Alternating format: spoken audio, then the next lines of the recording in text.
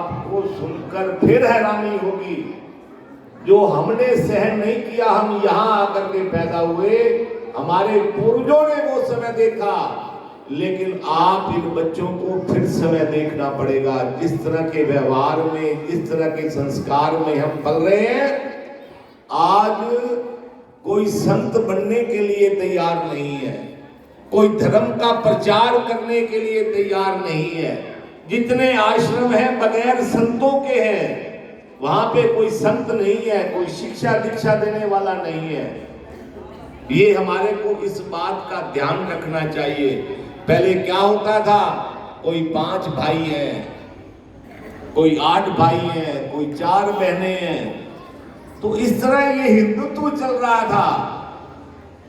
इसमें संत भी बनते थे, प्रचारक भी बनते थे, मंदिर में रहने वाले पुजारी भी बनते थे, समाज सेवी भी बनते थे, राजनीतिज्ञ भी बनते थे।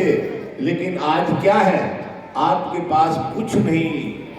एक बेटा है, एक बेटी है, 2 बच्चे हैं, किसी का एक बेटा है, एक बेटी है, इसी में खुश है। गली के अंदर कोई झगड़ा हो जाए तो माँ कहेगी बेटे को, बेटा अंदर आ जा, जो हो रहा है वो ठीक है, होने दो। लेकिन मुसलमानों में क्या है, 5-5 शादियां, 10-10 शादियां, 50 बच्चे, 40 बच्चे, 30 बच्चे। और राजनीति किस चीज की है? आज देश में राज कौन करेगा? जिसके सबसे ज्यादा वोट होंगे। जो यहाँ से एमएलए कौन बनेगा? जिससे ज्यादा वोट होंगे। एमपी कौन बनेगा? जिसके सबसे ज्यादा वोट होंगे। अगर हमारे पास वोट ही नहीं होंगे तो देश का राजा कैसे बनेगा?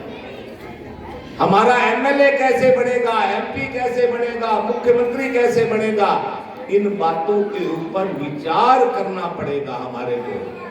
आगे आप, हमारी आने वाली संतानें सुख नहीं पा सकती 25 सालों के बाद। मुसलमानों का राज आएगा।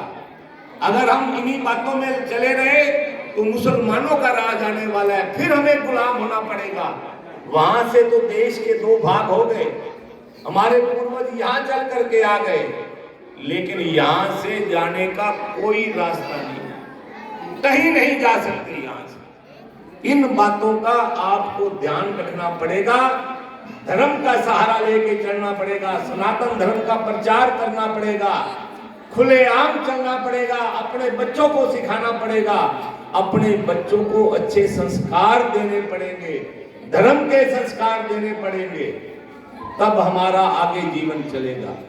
आज समय हो गया, हम रास बिहारी जी ने आज हमारे को ऐसी बात बता दी है कि यादाश्त ला दी कि हमारे लोग, पूर्वज हमारे कैसे आए थे,